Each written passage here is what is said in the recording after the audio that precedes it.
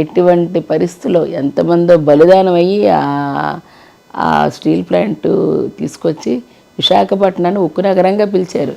అలాంటిది విశాఖ ఉక్కు ఆంధ్రుల హక్కు అని పిలిపించుకున్నది. ఈ రాష్ట్రానికి ఒక హక్కు ఇది.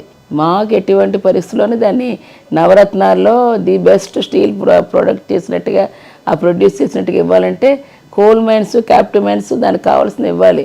అంతేగాని దాన్ని నా నష్టాల ఊబిలోకి వెళ్తే ఎట్టి పరిస్థితులు మేము ఊరుకోం అని చెప్పి పోరాడారో తీసుకొచ్చి పెట్టుకోగలిగాం. మరి దాన్ని ఈరోజు ఏం చేశారు, 2021లోని బీజేపీ గవర్నమెంట్ ప్రైవేటైజ్ చేయడానికి ఇవాళ పెట్టి దాన్ని పక్కన పెడితే ఎంతమందో రాస్తారోకాలు, నిరాహార దీక్షలు, అక్కడ ఇక్కడ అన్ని సమ్మెలు ఇవన్నీ చేసిన తర్వాత దాన్ని వచ్చి అలాగా మీరు అన్నట్టుగా స్టాండ్ బై పెట్టింది పెడితే మా ముఖ్యమంత్రి గారు అసెంబ్లీలో సాక్షిగా తీర్మానం చేసి ఎటువంటి పరిస్థితుల్లో ఇది పబ్లిక్ సెక్టర్గా ఉండాలి కానీ ప్రైవేట్ పరంగా అవ్వడానికి మేము ఒప్పుకోం, ప్రైవేటైజేషన్ మేము ఒప్పుకోం.